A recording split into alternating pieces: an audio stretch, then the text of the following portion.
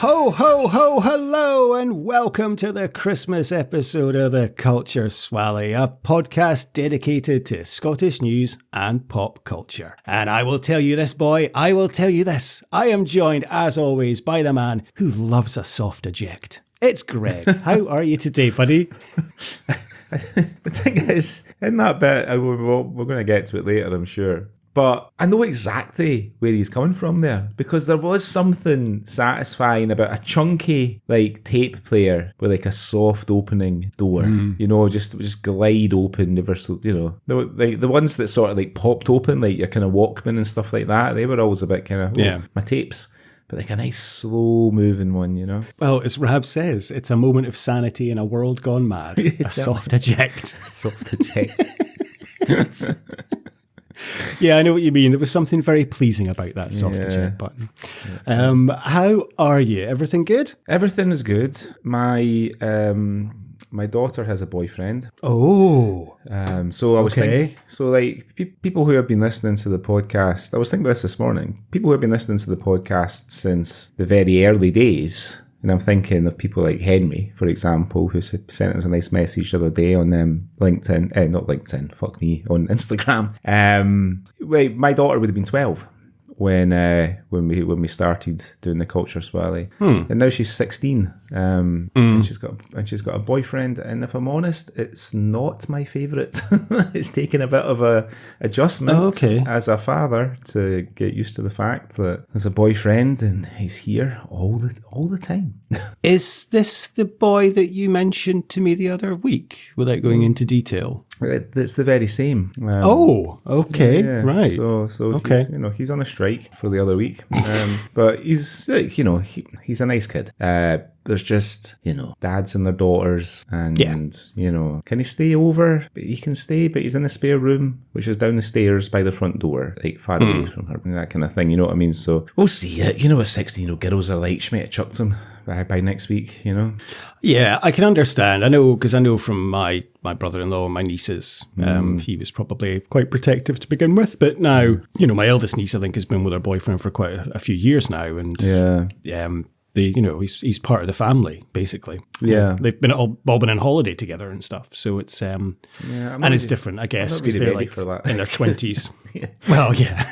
Yeah, I think my wife's like, why don't we have a Saturday night with them and we can have a couple of drinks and we can really get to know them? And I'm like, I fucking don't want to do that. You know what I mean? I don't want this kid to be too comfortable around me. You know what I mean? Yeah, okay. I don't want him to be uncomfortable. Well, not too uncomfortable.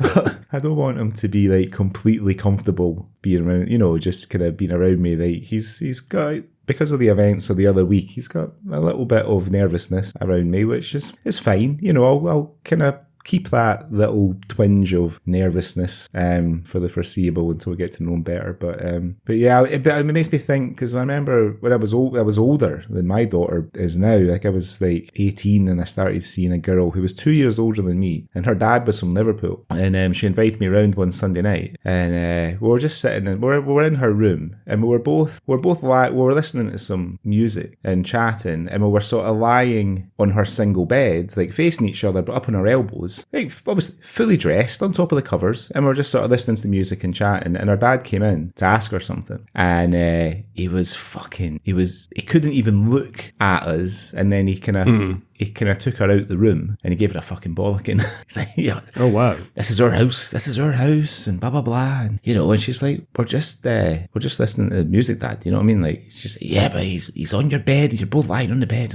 and at the time I thought to myself, fuck off, you fucking old fashioned old arsehole. But now, sort of get where he's coming from. I can get that. I'm trying to think if I ever, there was one I remember, and I would have been about 20, 21. And the first girl that I remember meeting, like the parents, it wasn't her dad, it was like her stepdad, but I got on with him like a house on fire. We used to watch the football and stuff together. The next girlfriend I had, her dad, it didn't matter who her daughter would have dated. He would have hated them because he was just that type. And I couldn't do anything right. I remember the first time I met him, then I was round at their house and he was out, and he came in and he just stared at me when he walked in the kitchen and saw me there. and kind of rolled his eyes. And as if to feel like, oh, this cunt's here. And I went over, shook his hand, and I was like, oh, hello, Mr. Kilsyth. That wasn't his name, but I've just made that up. And he just fucking gave me a death stare and went, it's Bill. Oh. And I'm like, okay, Bill. Like, fine. I do wonder if Meet the Parents was fucking based on that cunt. So, like, never gave me a lie detector test, thankfully, though. But yeah, he was a... The thing is, when the dads are a bit cuntish, kind of makes you feel a bit better about what you're getting up to with his daughter. You know? So I need to watch what I'm doing. Yeah, it's a difficult thing. I get that in terms of a dad. So I'm sure you'll be okay. You'll find a way. And hey, it might not last long. You never know. Yeah. We'll see. Let's see. So yep, that's my news. Oh, and of course, we are recording this on St. Andrew's Day, Greg. We are indeed, yeah. Didn't even realise. I didn't even think about that, actually. Yeah, I'm going to make steak pie. I was going to make steak pie today, but my younger daughter is out tonight at a birthday party, so I'll maybe make it for Sunday lunch tomorrow. It was St. Andrew's Day steak pie. Any excuse to get my pie tin out. And what is a depressing fact is, I'll always remember I passed my driving test on St. Andrew's Day, which means I passed my test 26 years ago today. That's fucking depressing. Yeah, I know. So I don't know if you would have ever saw the Pat Butcher's of EastEnders. Pat Butcher's last episode, before they killed her character off at Christmas or New Year or something like that in the show, because she was, I guess, the actress is ready to leave. And there's a meme. There's a short scene when she's in the Queen Vic and she's just sitting at the bar on her own. She's having like a last gin, and everybody's having a lovely Christmas party around her, and there's high spirits, and you know what soaps are like. Somebody's inexplicably doing a conga and all that sort of stuff, you know. And Pat's looking around the bar, and she's got a sort of wry smile on her face, just like, this is what it's all about. And then her expression changes because she knows that she's terminally ill, and this might be her last drink in the Queen Vic. And I remember when I watched the programme, I thought it's quite poignant, really. But someone's made a meme of that little scene, and it says, when you're enjoying Christmas until you realise that 1995 was 30 years ago. That's very true. Very true. Really made me laugh. I wonder what Pam St. Clement's up to these days. I don't know, actually. I think, she's still alive, isn't she? Yeah, just enjoying retirement. There was always the rumour that her and, I don't know if it was true, but her and Patricia Routledge were a couple. Yeah, I mean, she's quite an open homosexual, I think. And always has been. She is, yeah. And always has she been. is, yeah. But I don't know. Yeah. I don't know. I don't know if that's a true fact or if it's one of those sort of 4 pints stories, you know. like Fred the weatherman from This Morning used to go out with Dean Sullivan, who played Jimmy Corkle in Brookside. I don't know if ever, that's a well-known thing, but I don't know if it's actually true or not. Yeah. Nobody's ever going to know. Or Bob Holness played the saxophone solo on Baker Street. I think that has been proven that that's a complete urban myth. I'd love that to be true, though. It's one of those amazing things. You have to wonder how that's obviously been started by a pissed up guy in the pub. That song's come on. Yeah, you'll never guess. Never guessed who that is playing the saxophone. See that cunt? The best thing is, that rumour spread before the internet as well. Pubs up and down the land. You know that cunt that presents Blockbusters? Oh dear. And Ted Rogers played the piano on fucking Vienna. Okay, right. Well, before we, I don't know, I've lost my train of thought there. Right. Shall we have a look at what's been happening in Scotland over the last couple of weeks, Greg? Cue the jingle.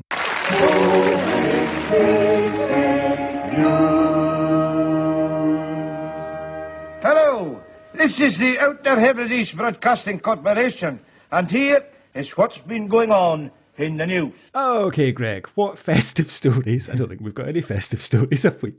Have you seen in the last couple of weeks in Scotland you'd like to share with me and our lovely listeners? Well, it's not a festive story as such, but it will remind you and I of quite a festive time once I go through this. And okay. It might also remind some of our longer listeners of the same festive time, because it was serialized a few episodes of the pod a couple of years ago. But my story comes from the BBC News website this week. Oh, we've gone highbrow. We're gonna a wee bit middle class, and the headline reads: Tartan and Hysteria. Musical tells story of Scotland's biggest boy band, who we know are the Bay City Rollers. So the hits of Scotland's biggest boy band are to be turned into a new musical to mark the 50th anniversary of their first number one hit next year. The Bay City Rollers took the world by storm in the mid-70s, trimmed in tartan and causing scenes of hysteria wherever they went. Now the fans who followed them obsessively and screamed their loyalty to the cheeky Scots are to appear centre stage in the show Rollers Forever. The new show will feature the band's biggest hits, including Bye Bye Baby, Keep On Dancing, Summer Love Sensation, and of course, our favourite, Shang-a-Lang. Shang-a-Lang. I love that song so much. The show will follow, honestly, there's nothing gets me going more than the first couple of bars of Shang-a-Lang. Love it. And the break, the kind of musical break when where they go a bit a cappella.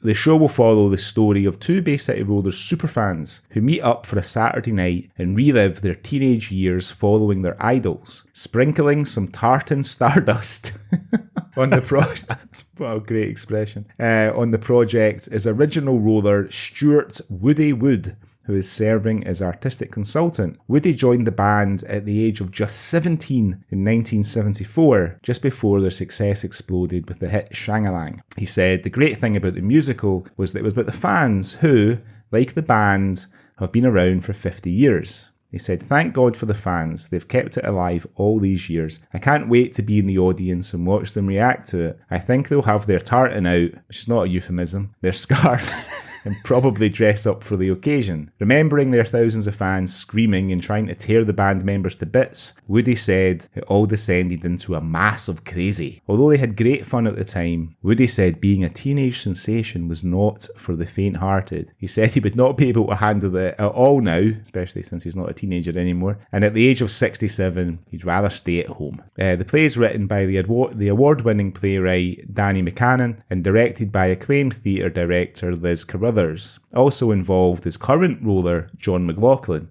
John, a successful songwriter, producer and performer, was responsible for organising the band's most recent reunion. Now he gets to roll alongside his childhood heroes after Woody asked him to join the band. John says producing the musical and playing in a band that had him in total awe as a child was a full circle experience. He said it's like getting to play for your favourite football team. John said the Rollers were unique and became so identifiable because of their tartan-clad outfits. It's like an army, he says, that even today, they turn up to gigs with tartan scarves, all happy, all joyous. He says fans will be able to have a great night out at the show by celebrating the band and their songs. The show follows Susan and Jenny, who reminisce over clothes, boys and music, in a time where the height of technology and fashion were phone boxes, mail-order catalogues and crispy pancakes. Every moment is accompanied by a hit from the Bay City Rollers. From the first time they see the band on TV, to a rousing dance in the shadow of Edinburgh Castle, the lives, loves and emotions of the women are governed by the Rollers, and meeting their idols become the most important things in their life. So I'm going to scroll down to the bottom, because it's quite a long article. So Rollers Forever is going to open at the Pavilion Theatre in Glasgow in August next year. So plenty of time to get our tickets, Nicky, and get our tartan scarves. Yeah. Let's go back for that. I mean,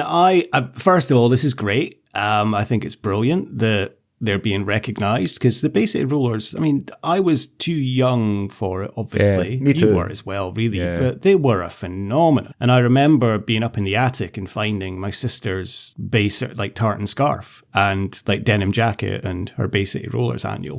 So she was quite a fan. So they were huge. And yeah, you're right. I guess Scotland's first boy band, really. Yeah, I mean, I saw, and I remember sending you a wee video. I was at a Christmas charity dinner and dance just before we moved to the Middle East, actually. So almost exactly 10 years ago it would have been. And it was for the Children's Hospice Appeal, and it was organised by Real Radio, and they had ABC, Martin Fry and co. doing a turn. Yeah. And then they had Les McCohen doing some Bay City Rollers numbers with a band. And I remember shooting a wee video of Shang-a-Lang and sending it to you, because it's always been... I remember that. Yeah. It's always been our song, hasn't it? Been our song, yeah. The Simon Bates music will come on in a wee minute. So yeah, no, I hope it's successful, because a lot of bands have had I guess they're sort of called jukebox musicals, aren't they? And the most famous one would be Mamma Mia, the ABBA one, and there's also We Will Rock You, the Queen one. I think Ben Elton, of all people, wrote the book for that, didn't he? Did actually, yeah, you're right. Yeah, there's been quite a few. I think there was a Take That one. Yeah, Live Forever, is it? Was that Spice Girls? The Spice Girls was called Live Forever. That's probably Viva Forever, if it's a Spice Girls one. Yeah. Because they had a song, Viva Forever. Yeah, Live Forever would be the Oasis one. I'd imagine the Take That one would have been called Never Forget. Never Forget. Yeah, I think you're right. Yeah, something like that. I have watched a 3-part documentary on boy bands recently. Yeah, I had to watch that. In fact, I've watched it twice, because I watched it myself and then I watched it with someone else as well. and it was fucking great. Just transported back. It was so good. Yeah, I'd highly recommend it as well, actually. It's very good. I'll have to look for it. Yeah, I know. I think it's great, and it's nice that they'll get recognition. I hope it does well, because a lot of these shows open and then fall by the wayside, and you have to think, are there enough fans that would want to go and see the Bay City Rollers musical now? Or are youngsters going to be interested in that? Yeah, I mean, I think it's probably predominantly women of a certain age, I would imagine. I think like my mum was born in 1955. I think she's probably a bit too old for the Rollers by the time they were sort of in their pomp. She'd have been 20. I think sort of women born sort of post 1960, I think, would be very keen to go. I mean, the thing about the Bay City Rollers as well, I mean, they've got a lot of good songs, and they're not like a boy band in the sense that some bloody impresario bloody paedophile has kind of put together, from like a big group of boys and then made a fortune off, ruined their lives. Do you know what I mean? They were all musicians and stuff, I'm not touching that. Like Jonathan King or one of these like nonces, those guys. Well, they did have like a bit of a scandal, didn't they? Did not turn out they that did. Somebody was abusing one of them, or more of them. I think it was. Yeah, the manager was abusing one of them. So yeah. Oh, sorry. Sorry, people. It's okay. But they were still good musicians. They were, yeah. And they were a lot of fun. That's the thing. And yeah, I think everyone knows the Bay City Rollers. And yeah, you put Shang-a-Lang on and everyone's going to get up and tap your feet. And it's such a great tune. Yeah. And the more you've had to drink, the better it is, especially if there's an attractive young sort of 20-year-old student in a little tartan dress, a little tartan mini skirt. Just meters away from you on the dance floor. Those were the days. Anyway, so that's my first story, Bay City Rollers musical. What's your first story this week? My first story is from the Scottish Sun this week, and the headline reads, "That's rubbish. Bagloads of booze were stolen from a Scottish football club at the weekend by a gang who used a wheelie bin to carry out their dastardly deal." Police had reports of a break-in during the early hours of Sunday morning, with 3 males spotted walking towards the ground and then later returning to a street nearby. The incident happened at Inverness-based Highland League club Clachnacudden's home ground, Grant Street Park. The 3 men were seen between 3 a.m. and 4 a.m, with 2 of them struggling to carry heavy bags full of booze, while a third pulled a wheelie bin packed with booze behind him. The alcohol was nicked from the lounge at Grant Street Park, and the bin was last seen being towed along Telford, which is about 10 minutes away from the stadium in walking distance. A police spokesperson said, "Following the break-in shortly before 4 a.m, the males returned along Kilmuir Court in possession of bags which they were struggling to carry. One of the suspects is known to have used a wheelie bin to carry items from Benualode into Telford Road. Cops are urging members of the public with any information, so they haven't caught them, CCTV or dash cam footage to contact them." And then the rest is about Scotland's League of Nations football stuff. So yeah, these thieves broke into Clachnacudden's ground, emptied their bar and used a wheelie bin to transport the booze. Now, it's 4 a.m. Surely someone's going to spot them carrying a wheelie bin, dragging it down the road, just full of booze. I mean, brilliant. I'm not advocating burglary at all. No. You got to admire that a wee bit. You know what I mean? Yeah. It shows initiative, rather. that they have managed to do that. Yeah, I mean, I agree. I'm not, and it's a shame, Clackencudden, obviously a small Highland League club. They, especially coming up to the period we're coming up to, the whole contents of their bar has basically been nicked. That's going to cost a lot to replace, but you have to find that quite funny. There's no images of this, but I would love to see the CCTV footage of this guy dragging a wheelie bin, just clinking away with bottles of Grant's vodka in it, stopping, having a swig, and then going back on their merry way. What I like is they were last spotted 10 minutes away, so he's been dragging that for 10 minutes, and God knows where they were going to. That was the last sighting of them. The thing is, that hasn't been planned, right? That is a crime of impulse. So, yes. Have you ever stolen anything on a night out or anything like that? Well, I've stolen a chair from in front of your old place of work. We have said that before, yeah. Yeah. Newspapers from the stack in front of the supermarket. If I'm walking up Union Street, there's the sun's coming up one summer's morning, walking past the whatever it is now, little Tesco Metro or whatever it is, just opposite the D Street taxi rank, get my keys out, cut that plastic, copy the record. Sometimes some rolls, if there's rolls. Sometimes there'll be rolls there as well. Get a couple of rolls. Yeah. Wasn't above nicking a pint of milk in the day, back in the day either, I'm ashamed to say. Just everything. It's basically just getting my morning routine sorted in the walk home. If somebody left a packet of square sausage out as well, would be ideal. Cup of tea.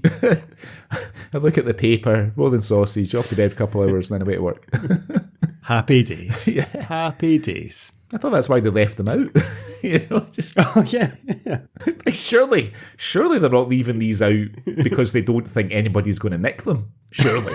Right? It's be some sort of charitable gesture. Shocking behaviour, Greg. Shocking behaviour. What about you? I seem to recall your room in Norwich had a few souvenirs from nights out. Or am I getting confused? I don't think so. No, I don't think I did.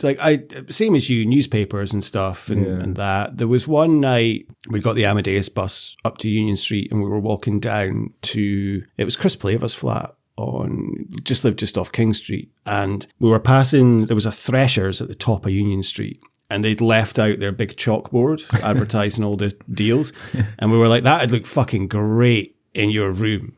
So it was three of us picked it up, and we were carrying it, and we got halfway to the flat, and then we just heard woo woo, and these cops, and they just, to be fair to them, they got out and they went, put it back. and slowly curb crawled beside us as we put it back, and they went, right, fuck off, and then went home. The only other time I remember was, I think I was walking home. You'd remember, where I lived. It was like a 45-minute walk from town. And often I would walk home because I couldn't be arsed queuing for a taxi. Mm-hmm. So I'd go to the shop, get my pie, bottle iron brew, maybe some reading material, and then for the long trudge walk off home. And then there was one night, I think I was passing and I picked up a police cone and I was like, I'll have this. This looks good. And I'm walking up the road and there was an old man. I didn't know what the fuck he was doing out at 4 o'clock in the morning, walking across the opposite side of the road, and he just shouted over, "There's no parking here, mate." I held up the traffic cone and, yes! And he burst out laughing. And then, of course, I wake up the next morning and there's mild panic, and I'm like, have I committed a felony here? I've stolen a police cone. Surely, shit. Ended up putting it in a black bin bag and then chucking it in the wheelie bin, 2 streets away. Because I was terrified getting caught with it. I remember when I was about 16 or 17, and I went to Gran Canaria with my dad and my stepmom and my dad's daughters, my half-sisters. And they were in the habit of going on holiday every year. And my dad knew that I'd never really got on with my stepmom, so never ever asked me to go with them. Which I wasn't bothered about, because I didn't want to fucking go on holiday with her anyway. Back in those days, you know what I mean? We're both softened toward each other now, but back then, I don't really got on very well. And he asked me to go. I think my mum gave him a hard time, because he was always going away on holiday, and you never take Greg, you never ask him to go, and blah, blah, blah. So he asked me if I would go, and I knew my mum had given him a bit of a hard time, so I thought, well, fuck, I'm going to have to go. Do you know what I mean? So the place they had been the year before, they said was a lot nicer than this resort that we'd got in Gran Canaria. I mean, I thought it was fine for me. The best thing about it for me was I could get served, and my dad wasn't bothered about me smoking either. He just sort of let me get on with it, you know. And him and I became quite friendly with these. There was a big Irish family that were there on holiday. So it was the two brothers and their respective wives and children, and they were great fun. And so my dad didn't drink. But certainly he wasn't drinking then. He had given up years before. So I'd be a bit pissed and have a laugh with these guys, and him and I would end up walking back to our chalet in the wee hours of the morning, because him and I were sharing a chalet, and Michelle, my stepmom, and my sisters were in the one next door. So we're walking past, and one of the chalets had a wee garden with like a sun lounger in it, and my dad's like, how the fuck have they got, we've got fuck all in our garden, how the fuck have they got a sun lounger? So I said, I'll go and get it. So but the nicest memories I got of my dad is him keeping edgy as I climb over the wall into the garden. I pass the sun lounger over to him, scramble back over, and then we fucking ran with this sun lounger back to the chalets that we were in, laughing like fucking little girls. You know what I mean? And Michelle was happy because she didn't always want to walk up to the pool, so she could sit out in the wee garden in the day she wanted to go to the pool and read her book. And I was happy because it meant she never came to the pool that often. Monday, you know what I mean? So I get my dad, I get my old man to myself.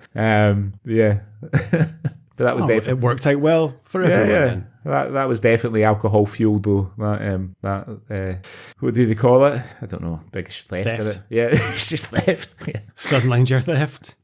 Yeah. El Grando sun lounger thefto. Oh dear. Shocking behaviour. Yeah. Well, never mind. Well, I will keep checking the newspapers to see if there's any update on our wheelie bin bandits and see if they get caught eventually. What else have you seen this week, Greg? So this one also comes from the BBC News website, and it's on the Tayside in Central Scotland page. Why it's on that page will not become apparent for a minute or two, so you'll have to bear with me. But the headline reads, "It was our rock and roll, how the ZX Spectrum became a 1980s icon." So the ZX Spectrum played a starring role in the revolution that brought computers into the UK's homes for the first time. The 8-bit computer arrived in 1982 with its distinctive rainbow stripe, rubber keys, and high-pitched electronic screech as the games loaded. More than 5 million were sold, giving people the chance to dabble in computer programming and play games like Manic Miner and Jet Set Willy. The device, like all the best inventions, was manufactured in Dundee, where the Specky, as it's affectionately known, helped inspire a generation of games designers. Now its story is being told in The Rubber Keyed Wonder, a new documentary which looks at its impact. Created by Sir Clive Sinclair and his team, the ZX Spectrum hit the high street in April 1982. It followed the hugely successful, if more technically limited, ZX81, which had been many people's first encounter with home computing. It cost £175 for the 48K model and £125 for the 16K, which put it on many Christmas wish lists. If you go back a few years to the 1970s, you've got a time where home computers didn't exist, said Anthony Caulfield, co-director of the new documentary. Computers were in mainframes with air conditioning and cost many millions of pounds or dollars to create. The whole concept of having a computer in your home was a completely new thing. Designer Rick Dickinson's rainbow design and rubber keys made for an eye-catching product, which made it an instant success. The computer was manufactured at Dundee's Timex factory. Sinclair chose the Timex factory to make his computers because it needed the work after watchmaking stopped, and he needed a skilled workforce. At its height, Timex produced a computer every 4 seconds. Wow. Although not all of them ended up in stores. Mark Ettle said people in the area got access to Spectrums in the shops as well as through the back door of the Timex factory. It got these computers into the hands of people who wouldn't necessarily get access to them, he said. It kick-started the imagination of what the world could be. One of those who fell under its spell was Mike Daly, one of the founders of Dundee-based DMA Design, which produced Lemmings. Remember Lemmings? Yeah, I do. Yeah, love Lemmings. And Grand Theft Auto, first one. Oh. He said, my mum's work wanted the database written my mum's work wanted a database written, so they bought a Spectrum for me to work on. It was just good fun tinkering with it and making it do things. I did play games, but I spent most of my time writing stuff and seeing how far I could push it. He said the Spectrum's influence on Dundee as a world-renowned computer gaming centre was huge. He said the whole of the original DMA design team pretty much started on Spectrum. DMA Design co-founder Dave Jones worked at Timex, and when he took redundancy, he bought an Amiga computer. Mike Daly said that kickstarted DMA and the whole of the Dundee industry. So the whole of the gaming route comes from the Spectrum. So if it wasn't for Timex factory in Dundee, arguably there'd be no Grand Theft Auto for all these spotty teenage kids who sit in darkened rooms playing that all the time, even now. I mean, how long has Grand Theft Auto 5 been out? Like over 10 years, and people are still playing it online. Yeah. So I never had a ZX Spectrum 48K, although my neighbour, when I lived in England, his big brother had one. But I had my Christmas in 1986. I got a Sinclair Spectrum 128K plus 2, which was just basically a keyboard with a built-in tape player and a joystick and like a handful of games, and it was wonderful. Yeah, I never had a Spectrum. Similarly to you, my neighbour did, but I can't remember what Christmas it would have been. Maybe 87, 88. I got a Commodore 64. Yeah, my cousin had one. He had one of them. Yeah. I think it was slightly better. It was a bit better, the Commodore 64. It's a bit more powerful, I think, than the Spectrum. Yeah, I think so. So I did enjoy that. But yeah, I never had a Spectrum, so I never got to appreciate the rubber keyedness. And well, the 128K didn't have rubber keys. It was bigger, and it was more like the sort of computers of the time. You know, the keys were kind of plastic and chunky and whatnot, you know. Yeah, because I remember I guess it was the same as the console wars, but before the console wars, because, I mean, I had a Commodore, my neighbour had a Spectrum, I think my other neighbour had an Amstrad, which he used to get bullied about a little bit. And, because, you know, if you go back later, it was almost like one of us had a SNES, one of us had a Mega Drive, and he had like a Master System. But yeah, I guess that was the predated console wars for that. But yeah, that's amazing to know that was producing the Timex factory in Dundee. That's incredible. I know. I was at a sort of Christmas dinner party, a very early Christmas dinner party last night. The people who are hosting it are going away for most of December, so that's why they had it last night. And we were talking about computers, and I was saying how I remembered like some games on the Spectrum, like every game took within maybe 7 minutes. I remember the game of the Batman film, 1989 film, that took 30 minutes to load. Jesus. So, you know, 30 minutes it took to load. But the games did take a long time. I remember a neighbour, like a kid I was friends with who lived down the street, he got a Commodore Amiga, and he invited us down to see it and play some games on it. And I remember the game. The game was Shadow of the Beast 2, and he popped the disc in the side, and the game was ready to play straight away. Yeah. You know, I remember being fucking blown away by it. I mean, we don't have to wait for it to load. He was like, no, it's ready to go. I was like, what? I remember the Ghostbusters game on the Spectrum took a wee while to load, but once it loaded, you were rewarded by a little sort of tinny rendition of the Ghostbusters theme tune with a wee bouncing ball going across the words. Yep, I had that game from my Commodore 64. Yeah. Remember it well. Loved that game. Yeah, it's amazing to think that when kids of our age were kind of patient, thoughtful kids. You know, that like games just took a time. They just took a while to load up. There was nothing you could do about it. You go and do something else. Have a think. That's why we have so much patience, Greg. Yes, you know, exactly. That's it. Go in and maybe watch something on the telly for half an hour while it was loading, or read a book, or nip to the toilet, or or run up to the shop, or go to school. Come back and your game's ready to play. Now it's all about instant gratification. That's it. This is it. You don't have to work for anything anymore. It's all in the palm of your hand. Literally and figuratively. Anyway, so yeah, I'm going to have to watch out for that documentary when it comes out. They did another one. The same people did another documentary about home computing in the UK a few years ago called From Bedrooms to Billions, and I think that one was all about the Commodore Amiga and the Atari ST and the sort of rise of sort of PC, home PCs, and specifically what games they could run and stuff like that, you know. So yeah, I have to watch out for that. So that was my second story. But again, a wee bit festive there. Got a Spectrum for my Christmas, 1986. You got a Commodore 64 for yours, around about the same time. What's your next story this week? My second story comes from the Scottish Sun this week, Greg. And it concerns someone I know you're very fond of, who's a national treasure. Lorraine Kelly was forced to apologise live on air this morning after using a Scottish phrase she didn't know was a swear word. The telly presenter, 64, was joined by Emmerdale actress Nicola Wheeler during the show. As part of the segment, the pair discussed the brutal weather conditions while shooting scenes in the fictional village. Nicola said, "There are long and horrible cold days when you're out in the village all day and it's raining and windy. So you've got to have the sense of humour with each other because words take up a lot of your time. So if you're not having fun with it, it makes life miserable. So our aim is to have fun." Recalling her own experience on the set, Lorraine responded, "I do remember being there when we did a live show from Emmerdale, and the last time we did it in the school park, it was lovely and cosy with lots of fire. But we have been outside and it was bollocking."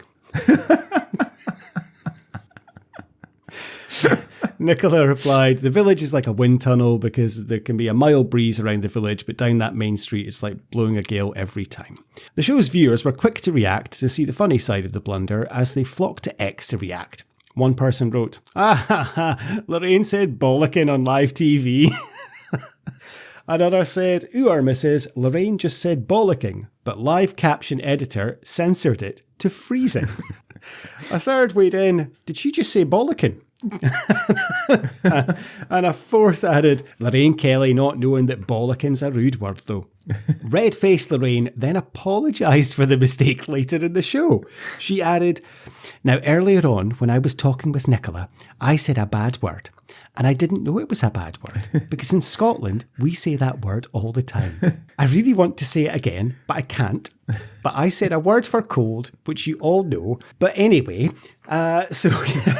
And the rest of the article is just about Lorraine Kelly, because she's recently become a grandmother and yada, yada, yada. We don't need to go into that. Bollocking. It's not that bad, is it? But I guess for, 9 o'clock in the morning, What day was this? A weekday, I thought. 5, yeah. So it was like Monday or Tuesday this week, and it's 9 o'clock in the morning. She said bollocking. It's fine. It's going to be all adults watching it anyway. Do you know what I mean? It's not like it's not like they've got Rolling Rat on right after the rain's finished, and like some kid's going to be catching the end of the rain before Rolling Rat comes on and plays some cartoons. Do you know what I mean? It's like only adults watching the Kelly in the morning. You're really going to have a kid watching an interview with somebody from Emmerdale, as well. But I was watching, there's a new documentary out on Disney Plus about the Beatles, and it's specifically about when the Beatles first went to America, because there's all this footage that a couple of brothers who were travelling with them shot. And a lot of it is like of the girls outside the hotel, like screaming their heads off and stuff. And they managed to track down some of these girls, who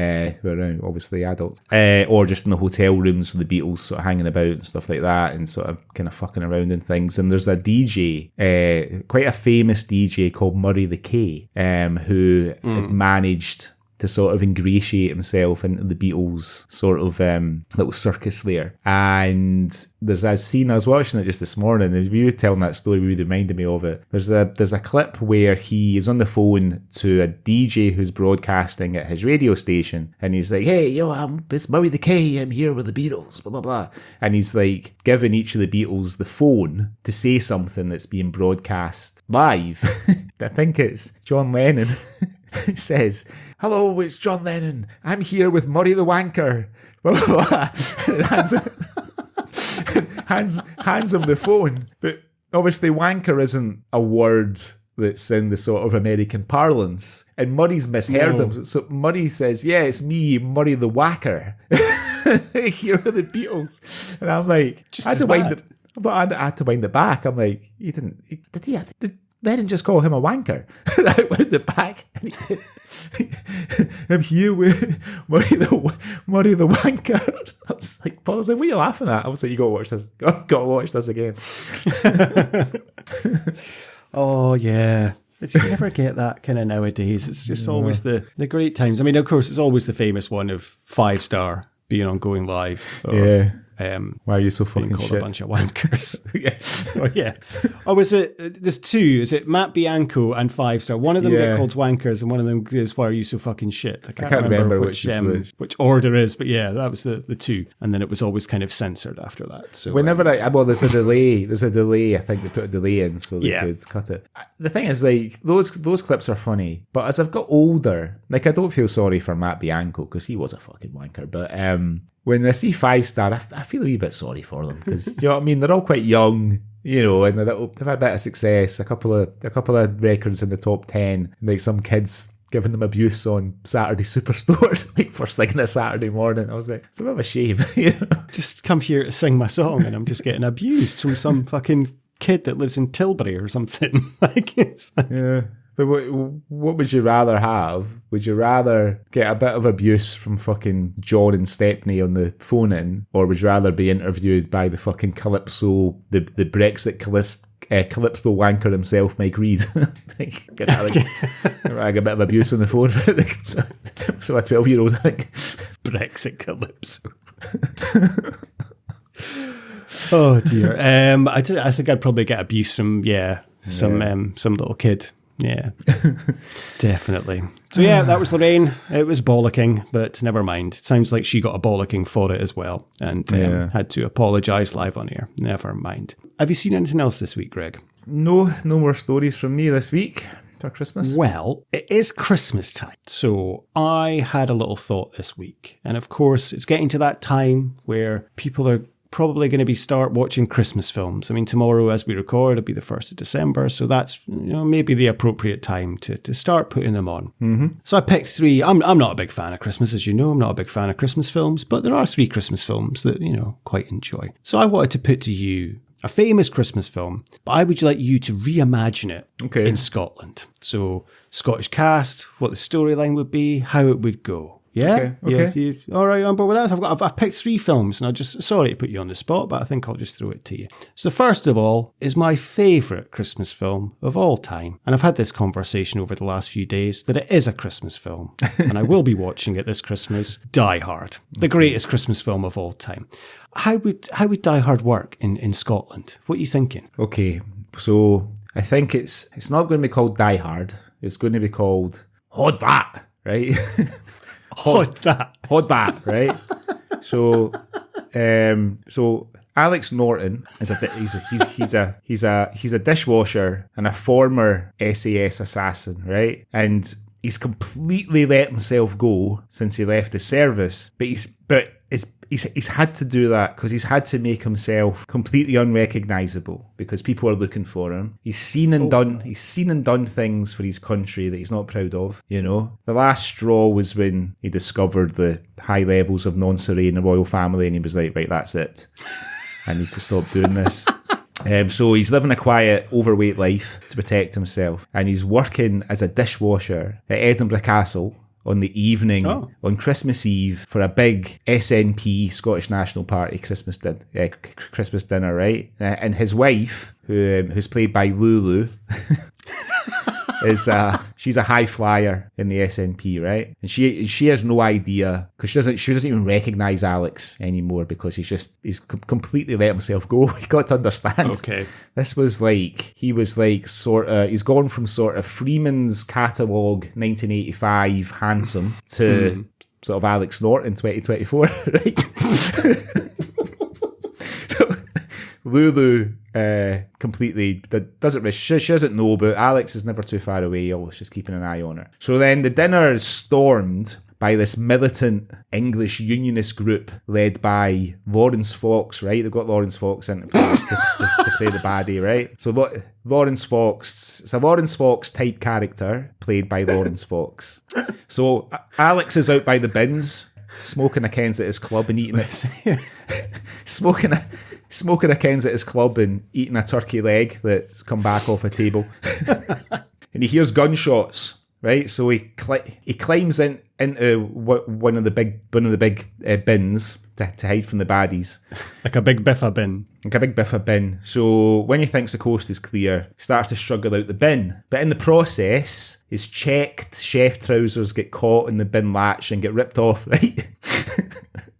And his chef's clogs fall off his feet as well, right? So he's just in like white socks. So he's in a terrible state. And before he's had time to try and get his clogs out the bin, at least a baddie's come to see what all the commotion is, and he has to have a fight with this baddie to get a fight for his life. The button on the front of his boxers is off as well, so the fucking cock's hanging out and everything. But he manages to dispatch the baddie by jamming a turkey wishbone that he found in the bin right into the baddie's eye, saying, "Hold that!" And he kind of runs him as the baddie's like trying to he's blinded, and Alex runs him to the edge of the wall and throws him off the cliff, right? And he falls away down to the bottom. So at the bottom of the cliff, there's a policeman on duty, played by Matt Costello, right? He's sitting in his police cruiser when this unionist terrorist with a turkey bone sticking out his eye smashes into the bonnet of his car. He's sitting there on his own, just trying to watch a bit of porn on his phone. So he becomes Alex's kind of man in the chair for the rest of the siege. And Alex he kind of methodically works his way through the castle, dispatching the baddies in a variety of inventive ways, saying "Hold that!" before he kills them. Right. Finally, he finds Lawrence Fox. Fox claims that he wants Scotland to be ruled in total by London, but Alex works out that his real motive is just to see Lulu naked.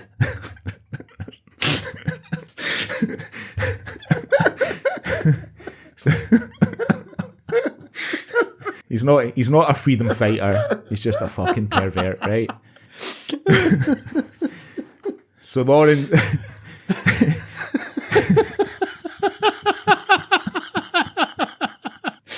Norton finds his original turkey leg that he was eating at the start of the siege.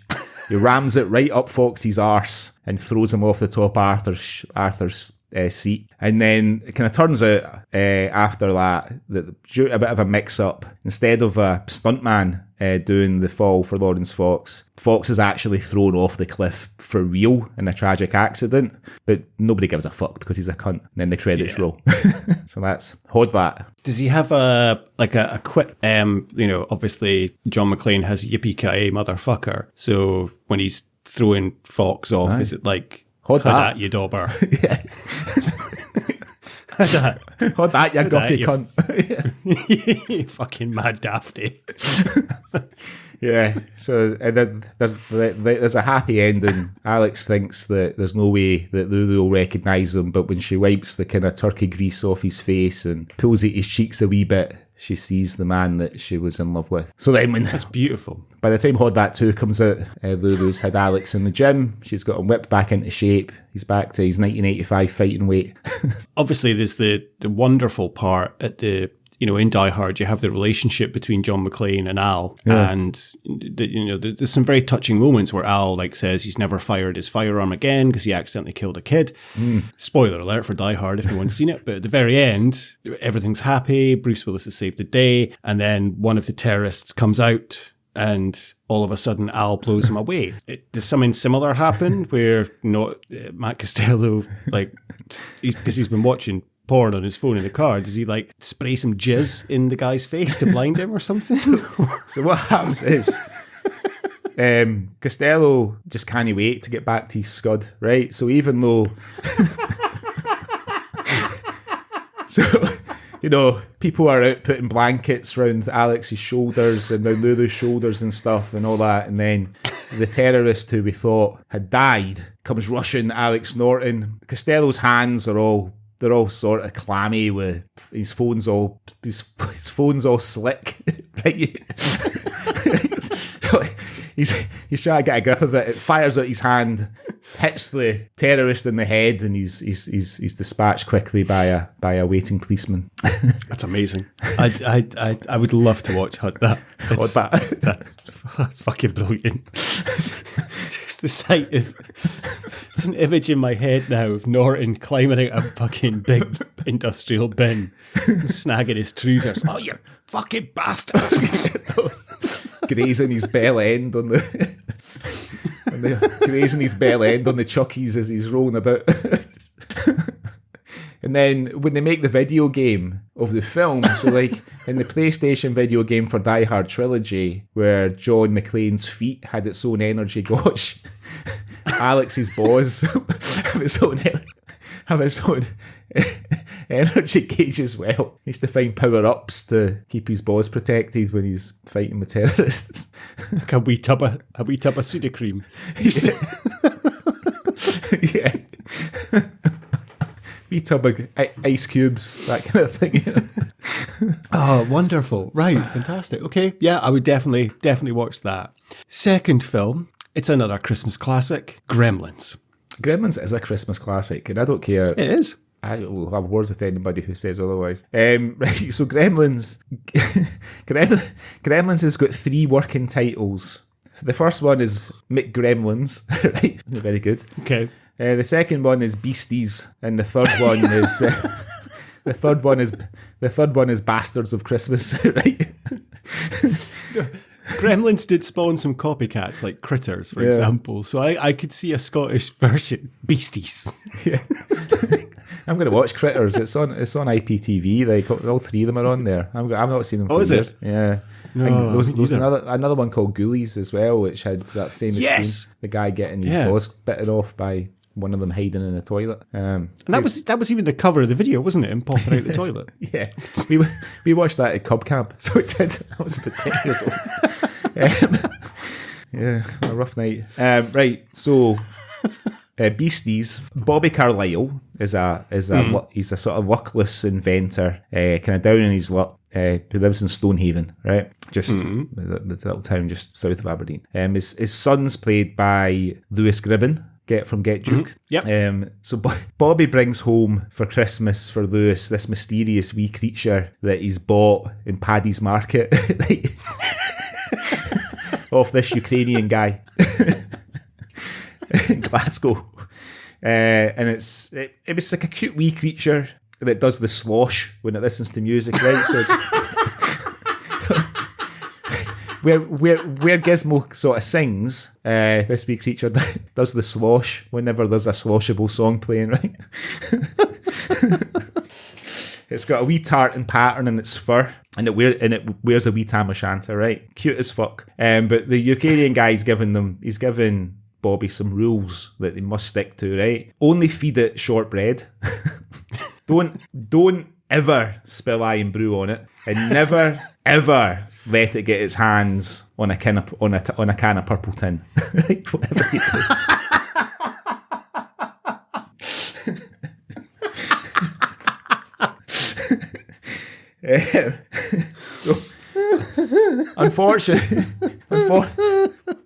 Unfortunately, Lewis is iron brew daft, right? And one night he spills a wee drop of a original recipe on his wee Tamil beastie. Yeah. And all these other beasties multiply off it, but they're not the wee sloshy, nice beastie. Like the original one. These are like mischievous little bastards, right? And eventually they get into Bobby's garage in his workshop, and they find a whole case of lukewarm purple tin that Bobby's been keeping in there since 1982. Right? So they get fucking right on it, and they go and they turn into, like, their fur turns into this sort of slick, scaly, sort of Versace tracksuit design. Right? And they become antisocial wee cunts, right? And then they all want to get off their tits on, like, Bucky, Gack, and Purple Tin. And instead of doing the slosh, they just listen to, like, drill techno, and they hang about outside the Tesco trying to intimidate people into going in to buy them booze and vapes, right? In Stonehaven. Lewis and Bobby's neighbour is an old fella who used to work at sea, played by James Cosmo. He's seen these creatures before when he used to work on the supply ships in and out of the Ukraine, trading Walker's shortbread for like knockoff Levi's and Russian porn, stuff like that, right? His wife, who's played by Irene McCallum, thinks that he's just getting a bit old and he's going doolally, right? But Cosmo manages to trick the wee Ned beasties onto his boat, and he takes them out to sea, scuttles the boat, sails back to the shores of Stonehaven, a hero, and that's the end. But the original one is still there. The Ukrainian guy comes up and takes it back to Paddy's Market for more adventures. Oh, that is amazing. That is just wonderful. Are there any, because obviously Gremlins, the one, I remember the first time I watched it, and the one scene that always got me is the old woman in the kitchen where she sticks, or is it, no, is that two different scenes? It's Billy's mum, isn't it? In the kitchen. Yeah, it's Billy's mum, yeah. One goes in the blender and one goes in the microwave. Yeah, that always stuck with me, those scenes. But anything like that, or do the Beasties, is it just Cosmo that takes them all out? No, there's a scene. Irene McCallum manages to malky free them by throwing a big bag of baking powder into her tumble dryer.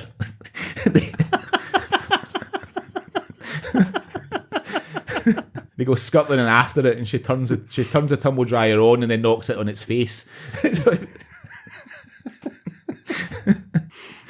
Right. Beasties coming, Christmas 2025. I'm sure we could make some sort of animation about that. All right, the third one is what I would regard as probably a Christmas classic, Home Alone. So Home Alone, the Scottish version is simply Hame Alane. Right? Hame Alane, and it's instead of it being like a wee boy, and instead of it being a supporting role for Cosmo, it's a starring role, right? So Cosmo plays an old pensioner whose wife is away to visit her sister for Christmas, right? Cosmo hates the sisters, like kids on he's no well. So we can get an empty. I thought that would be the title you'd go with, empty. Yeah, that'd be better, wouldn't it? An empty. So Cosmo's, he's sitting in his favourite chair watching old videos of Andy Stewart on YouTube, right? He's falling asleep. He's trying to sleep off 6 cans of 70 shilling and a pie supper, and he hears 2 burgers.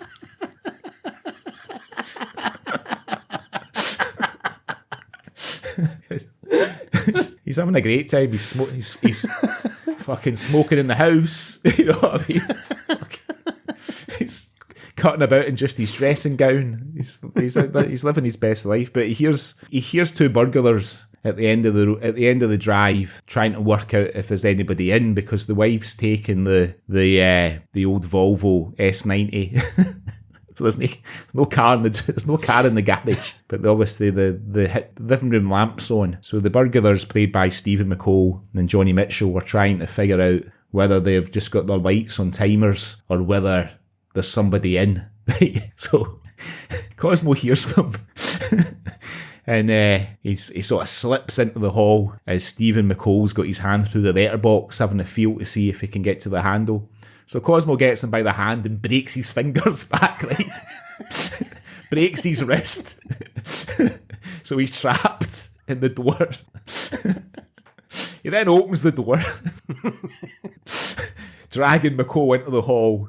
He drags him out of the letterbox, making his arm worse, and then batters the living fuck out of him.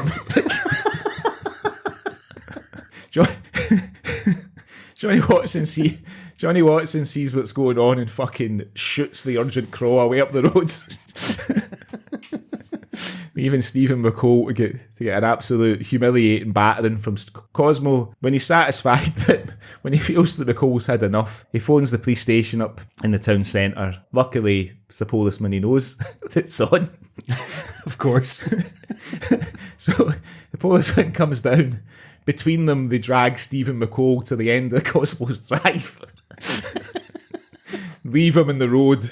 Cosmo invites the policeman in. They have a couple of drams. Policeman, who could play the policeman? I don't know. Who's a good old Scottish actor? Maybe it's David Heyman. Be a good local Bobby. Old Bobby on the desk. He's not an actor, but this is very reminiscent of the real life story of Duncan Ferguson. Yes. So if he could have a cameo in it, maybe. Yeah, so that's a great idea. So the policeman's played by Duncan Ferguson, who Cosmo's been given a bit of acting coaching to, you know. So he comes down. They drag McCall into the road. Cosmo invites Fergie in. They have a couple of drams. It's like, your managerial career's gone down the shit. Let's make you into the Scottish Vinnie Jones. Yeah, exactly. And then Fergie gets into his police car a bit pissed, reverses out the drive, accidentally reverses over the top of Stephen McCall, takes his car back up to the station, waits for somebody to phone it in. The end. Cosmo's wife comes back. She wants to know why the letterbox is all splintered and broken. Cosmo blames it on the daft Waynes way up the road. What did you bring me for your sisters?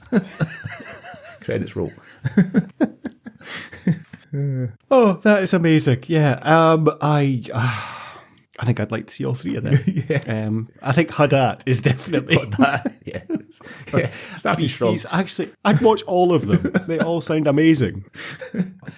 Oh, that was incredible. Thank you so much for that, Greg. Yeah, okay. Next year, we'll do Christmas songs. Okay, right. Before we go into I can't even talk.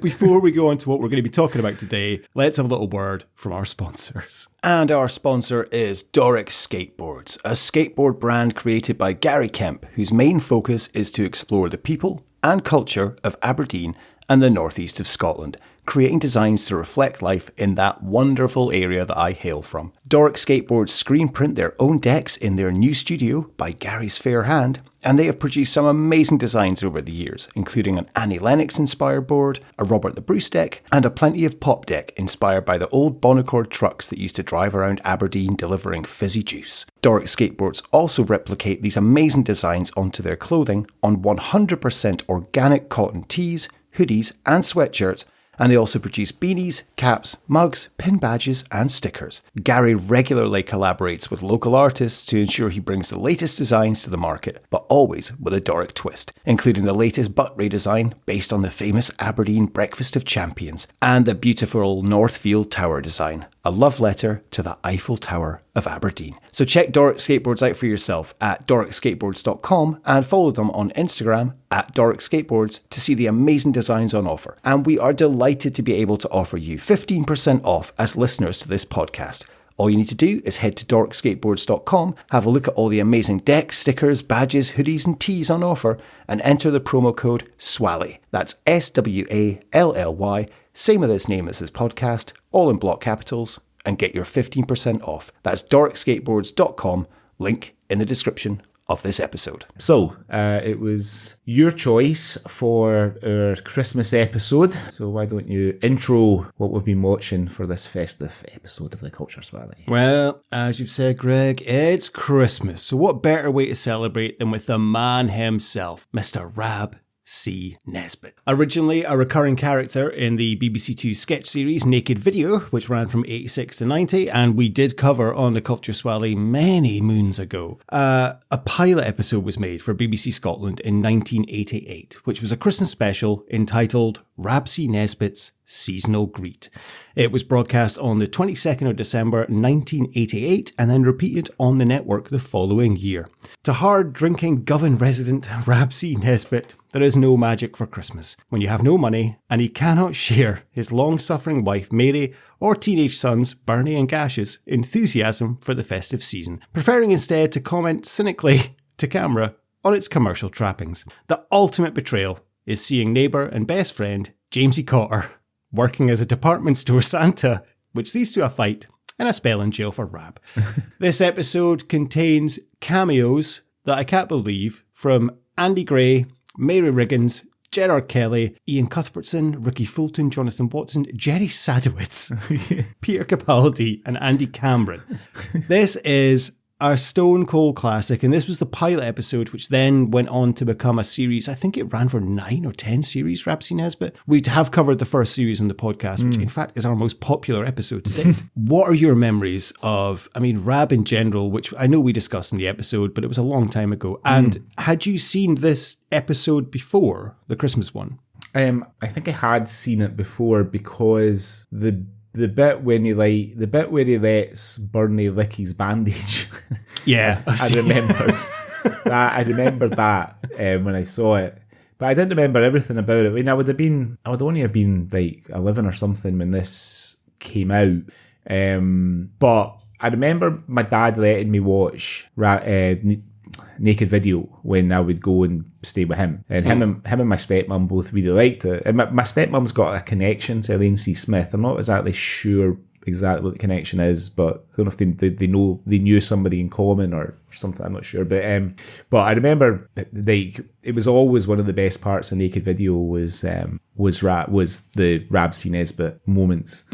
And I remember when the series came out, which probably, I think the series started, sort of 1989, 1990, something like that. And my mum was quite against it because she thought that the character was sort of very stereotypical and maybe cast a less than favourable light on Glasgow. I suspect also growing up, she knew a lot of Rab C. Nesbitts probably because she grew up in Postle Park and the Milton, two fairly working class areas of Glasgow. I'm sure I know that she was definitely related to a couple of Rabbi-likes as well. So yeah, she wasn't that keen on me watching it, but the first series which we covered, I mean, that is probably the one which, whenever I think of the character, that series is always the one that sticks in mind. It's always the first one that comes to mind. And the episode when he's trying to sort of dry out with the pink elephants,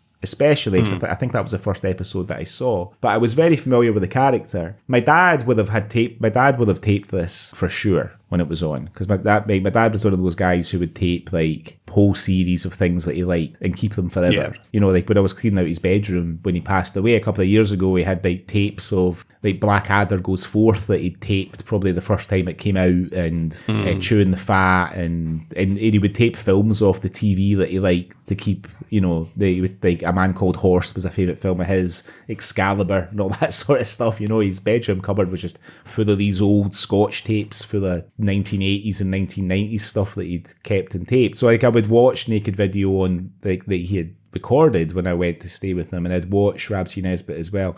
So I probably will have watched this before, but it would have been so long ago that I didn't. It was pretty much like watching it the first time. I probably did see it, but I probably saw it when I was quite young. Do you remember? Would you have seen this when it came out, do you think? I don't know. I mean, I'd have been 7 when it first aired. If it was repeated the following year, I'd have been 8. Sorry, Jesus. How did I get 2 years older in a year? I would have been 8. I've definitely seen this before because I remember certain scenes. Exactly as you've said, you know, with Burnie licking his head wound. I seem to remember the scene with Andy Gray in the DSS office. I remember Jamsie as Santa. I've definitely seen this before. As I mentioned on the Rab C. Nesbitt episode, I loved Rab C. Nesbitt. And when that first series came out on VHS, and that was back in the day where they used to split. You'd got 3 episodes on one video and 3 episodes on the other. And I always remember one was green and one was pink. And I had the green one and my uncle had the pink one, and we used to swap. I remember getting that green Rab C. Nesbitt VHS for Christmas one. And I just adored Rab. I just thought it was hilarious. I probably, looking back now, I was so young, I didn't understand the whole, it was drunk man is funny and says bad words and hits people with his newspaper and stuff and headbutts people. Like, that's probably why. Going back now and looking at the social commentary and stuff, like it's so much deeper than you think. And I just liked his rants. Didn't understand them probably, but it's incredible looking back at it now. And there's a couple of scenes in this that are just amazing. This episode for me, it felt almost like it's almost like a series of sketches. And you could still you could see they were still trying to kind of, but that's all they'd known because they just had Rab from Naked Video, which was a series of sketches. Yeah. And I know Mary was introduced in Naked Video. There is a specific scene where she is there, and she has a black eye and stuff. And that's right, yeah. It's kind of, they beat the shit out of each other. However, I think the character of Rab changed, and I can see your mum's point. He is a stereotypical, he's a drunk. He's on, the social. He's a waster. He admits he's a waster. Yeah. But he has this rant. But what I felt this episode showed, and definitely the series is, he's not a bad man. Mm-hmm. There's a scene later on we'll come on to talk about with the judge. You realise, okay, he does steal his carry out, but the whole point of this is Rab's trying to get money for Christmas. Yeah. That judge has a wallet full of money. Rab could have taken that and all the problems are solved. He doesn't take it. And as he speaks about in that scene, he's got standards, but he's like, I will take your carry out. Look at that. Here, pal, you better look after that. Because some bugger will half inch it, They'll take it away from you, yeah. I'll have this bloody carry out. I'm doing you a favour, by the way. Hey, principles, of course. Just stand up, no. Hey. Like, that would be it. End of episode. If Rab took that money, everyone's got the Christmas they need. He has standards, and although him and Mary argue and bicker, he would never, ever fucking raise a hand to her. It's more likely that she'd beat the shit out of him. Yeah. And she does quite a few occasions, she'll give him a slap and that's funny, but the character of Rab became a lot more wholesome in terms of domestic abuse isn't funny. No. And he's a likeable guy, but he admits he's a waster and he just enjoys doing what he does, but he has an opinion on everything. And there's a lot of stuff in this that I'd forgotten and obviously didn't get carried on. So for example, in this episode, Mary's pregnant. I guess that's a joke on the Virgin Mary, or maybe, yeah. It's only touched upon a little bit, but then that's when it comes to series, that's forgotten. There's only Gash and Burnie. Yeah. So there's no other kids. And it does lead to a great line when, Mary says something about, you've only risen to the occasion 3 times in your life. Your flagpole 3 times. The results of 2 of the occasions are locking antlers on the sofa. And of course, the opening scene is, the opening credits are, for their time, amazing. It's an advent calendar. Yeah. And all these doors are opening and it's just amazing. It's so well done. And then it opens with Mary speaking to the camera, which she never did in this series. But I guess they ditched, and it was that Rab's the only person that can really break the fourth wall when it comes to the series. But in this, Mary's able to, and it does gives you a kind of opening and rounded view when she's talking about Rab being at the DSS, because the kids need to learn the family business and Rab is a certified psycho. And immediately you just feel the character of Rab as well when he's talking to his kids and asking, like, look, poor, you've got ringworm, you're emotionally disturbed.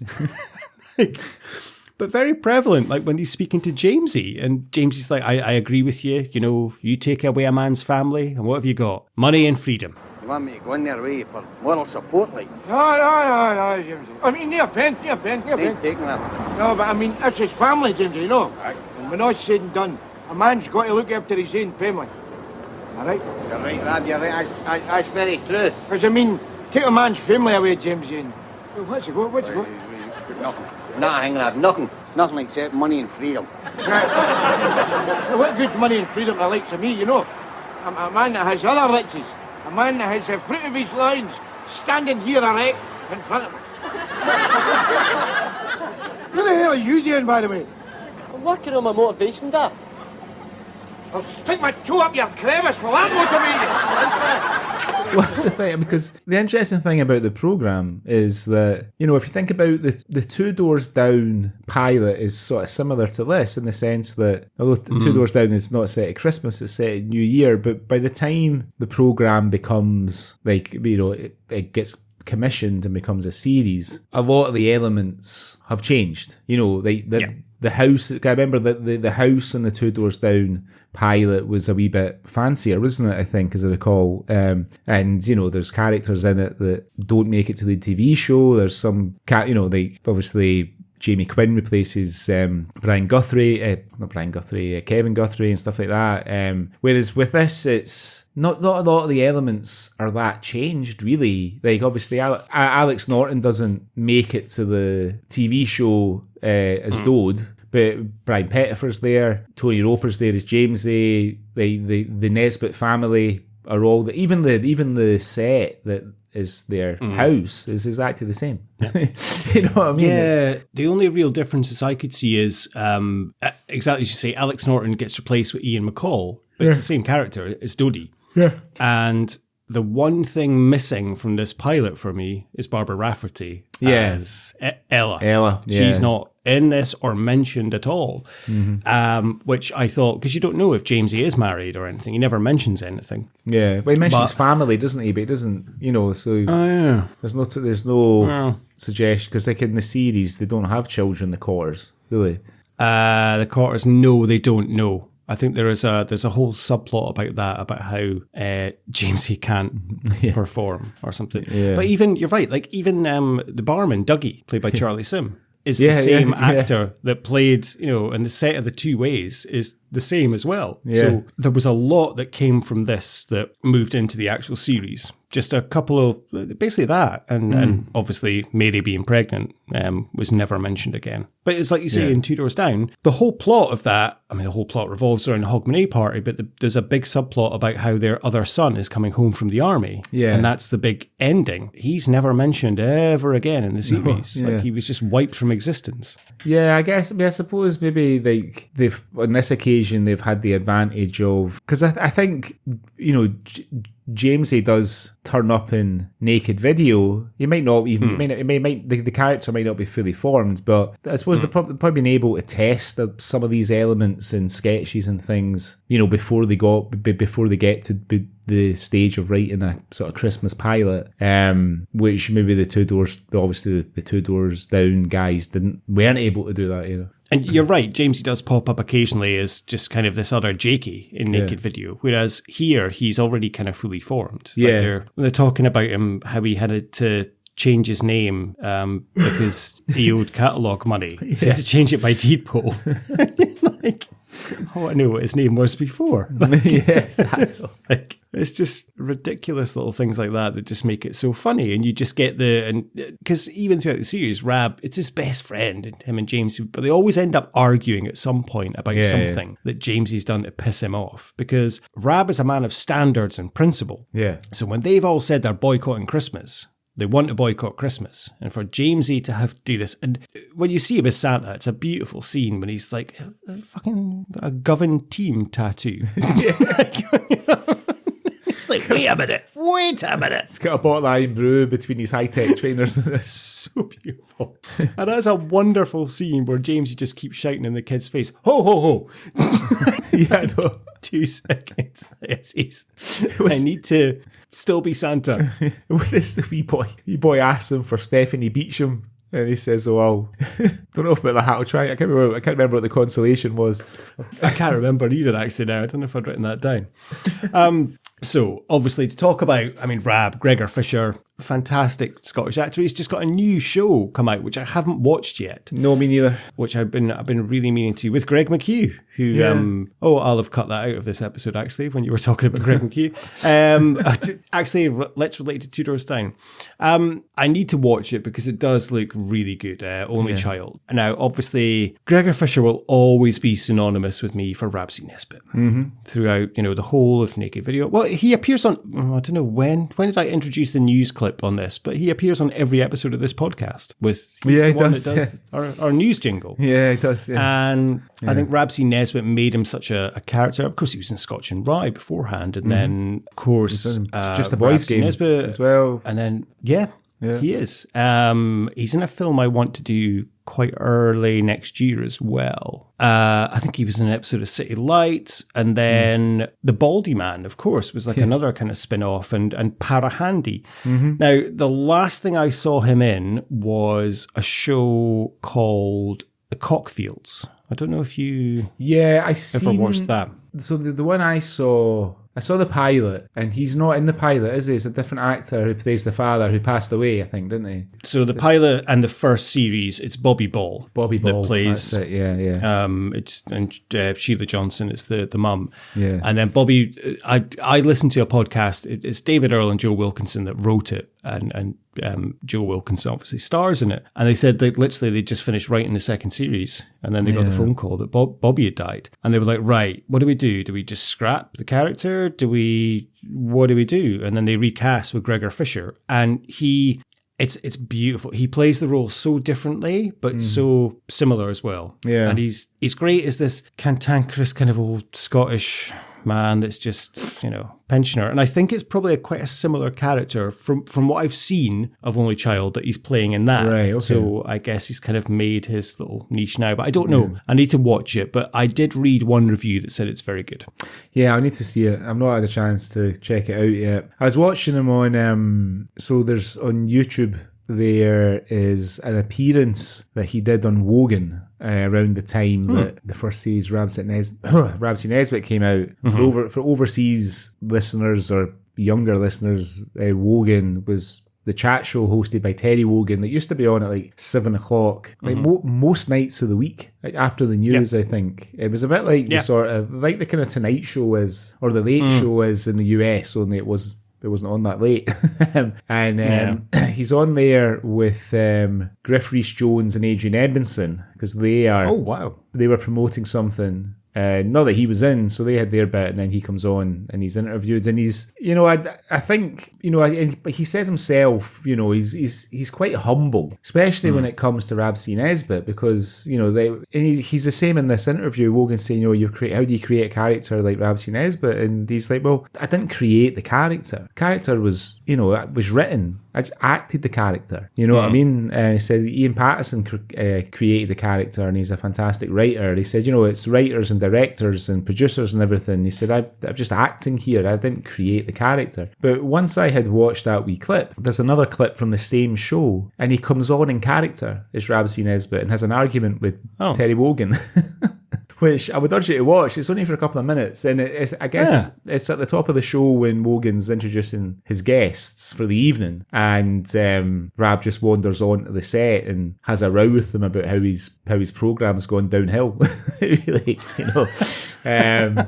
but he almost breaks at one point, Gregor Fisher. It's really good. It was really nice to watch. It's only a couple of minutes. I'll send you it and you can give it a watch. Really good.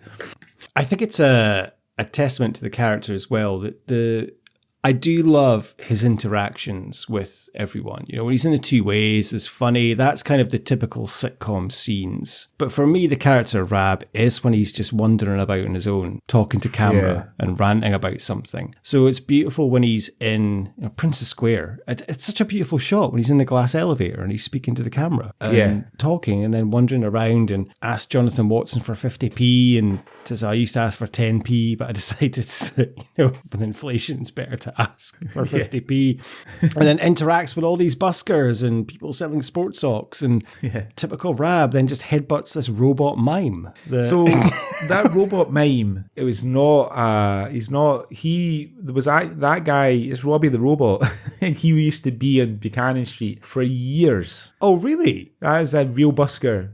Robbie the Robot. Oh, wow. You can research him. And the thing is, no one's 100% sure exactly who the guy was, because he always would just sort of turn up in character and do a bit of sort of body popping in character as Robbie the Robot. But there's a bit of mystery about him. When I was a kid, I was a little bit frightened of him.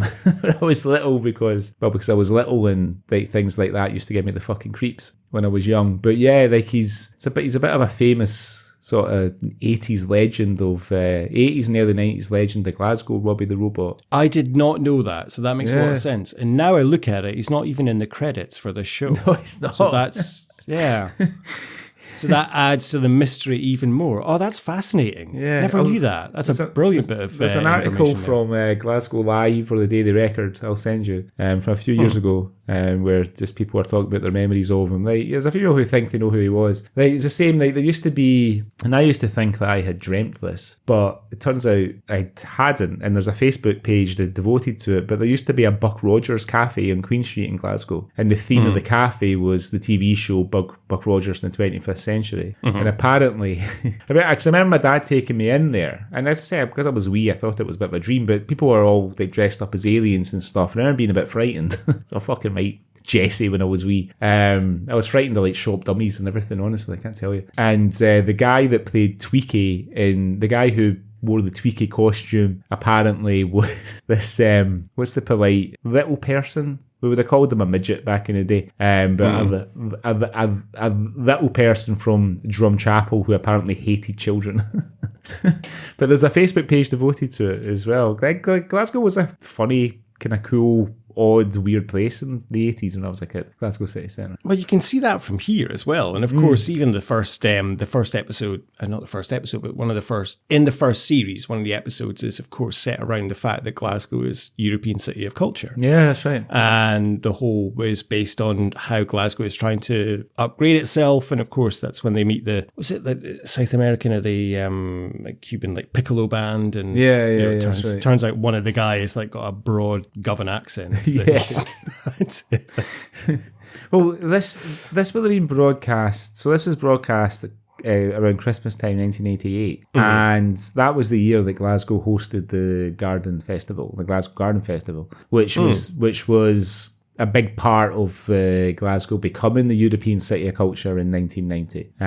Because I remember I went to the Garden Festival with my dad, and then I went another time with my granny and my cousin, and it was a fucking big deal. The Garden Fest, really, really big deal, because they built it on the site of a load of closed shipyards on the Clyde, but it was cool. Okay, it was cool. It was good fun. So the sort of late 80s, all this sort of Glasgow regeneration, and then it kind of makes it probably proved to be like a really fertile sort of writing ground for Ian Patterson to put this character who is sort of, I guess, in some people's minds would be reflective of the sort of bad old Glasgow, the kind of no means city Glasgow, and dropping him into this new, modern, late 1980s, early 1990s city of culture, and having him kind of rub up against it. And he does a little bit in this episode, especially in Princess Square, when he's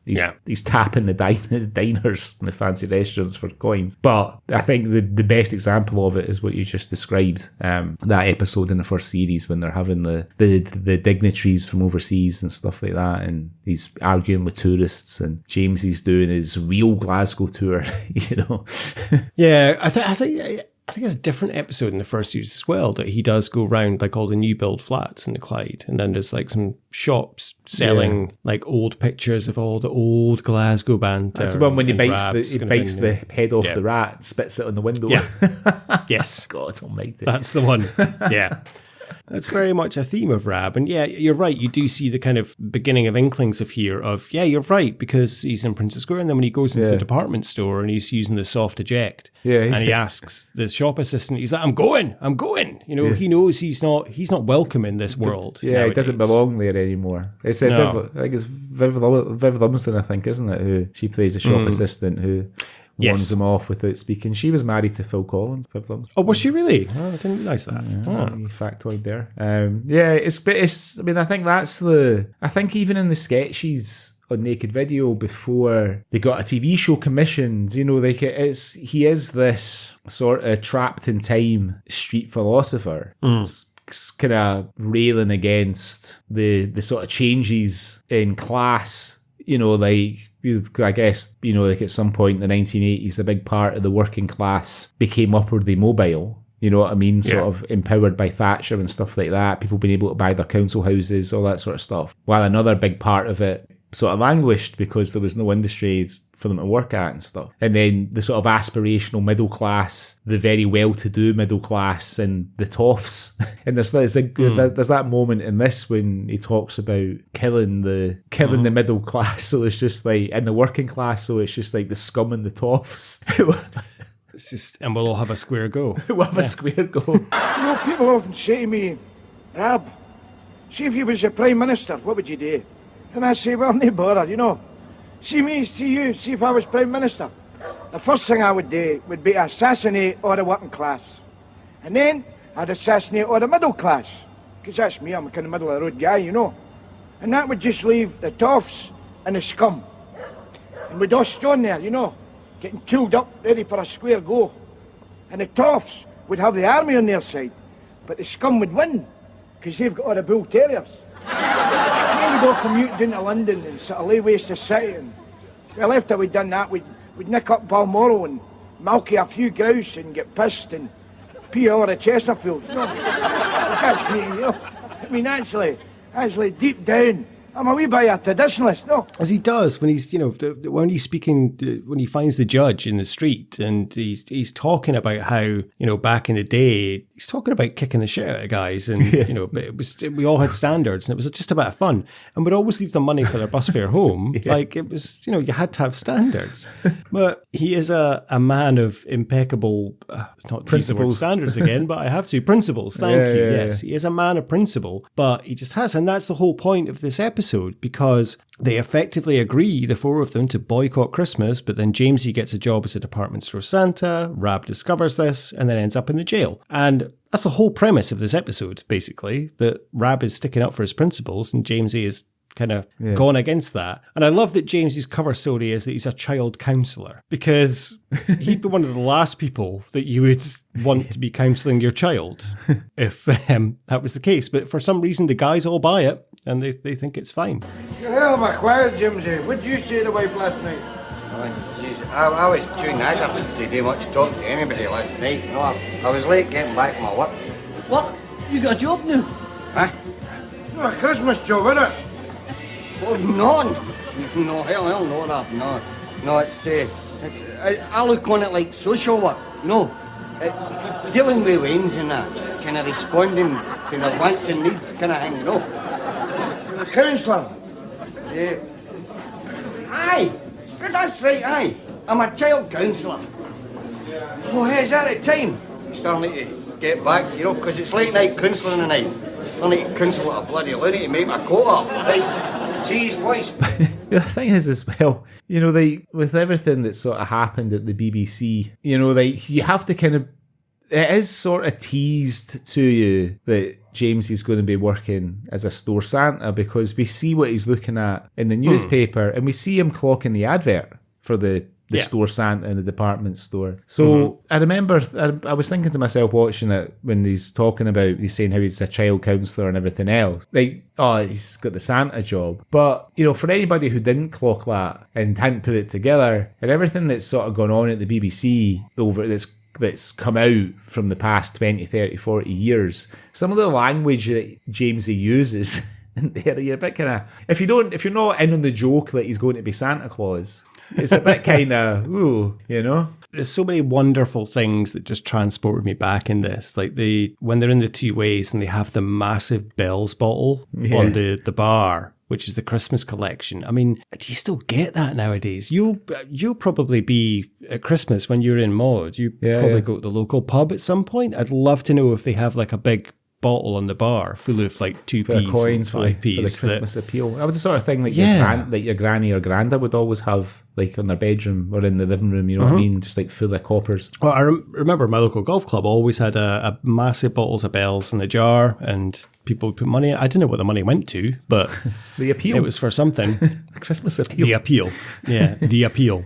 Definitely. But yeah, the thing that took me back, in the two ways, were the bar towels on the bar top. Oh, yes. Just sort of laid out on the bar top, those tenants' bar towels. And the BBC isn't supposed to have product placement, and there's fucking Iron Brew, there's Tennant's Taps, there's Bell's Whiskey, there's all sorts Daily of stuff. Record. Daily Record, yeah. Like, everything's just there, like, because of the way they're funded, that they're not supposed to like prominently feature products, but they're all. They kind of have to prominently feature some of those products, especially the bottle of Iron Brew, because that kind of became James's trademark, having the the glass bottle of Iron Brew hanging out his jacket pocket. Maybe it's because we're Scotland, mate. We're a third world country, so we're not. But you're right. But even when he's in the department store and stuff, and what took me back as well was like the massive wall of Sabutio that was there as Rab's passing. Did you ever have Sabutio? So I had a team. I never had like a pitch or anything, but I think my granda bought me like a blue team. So my granda was a big Rangers fan, and it was just like sort of 11 guys and a goalie. The goalie was in green as always, or yellow. I think yellow, and the players were all in blue. And there you go, son. There's a Rangers Sabutio team. I remember my neighbour having like a pitch, and the balls were big, like ping pong size almost, weren't they? The balls, and it was. I remember it being a wee bit complicated and not really getting into it. You know what I mean? I think I maybe just missed it. Maybe I just missed the beauty. I was just a wee bit too old for it. Too young for it, rather. Yeah. No, I never had a Sabutio set, but I had friends that did. And I used to love playing it when I went round to theirs, but I never wanted one because just too big to set up. And but the rules were, it wasn't just a case of, it wasn't like a frantic game. You sort of took it in turns, right? And you had to kind of flick your player at the ball, and you could only move them you had to bear in mind the offside, you could move them a certain way and all that sort of stuff. And I don't know, it's just, I like playing with like action figures and stuff where I could just do what I wanted with them. You know what I mean? Like, it was just that. So it was, because it wasn't a board game. But I like playing board games because, you know, they were usually less complex and stuff. And I like playing with action figures because you could just do what you wanted. But with Sabutio, it was sort of, I don't know, there was sort of like marshalled fun, which I wasn't really up for.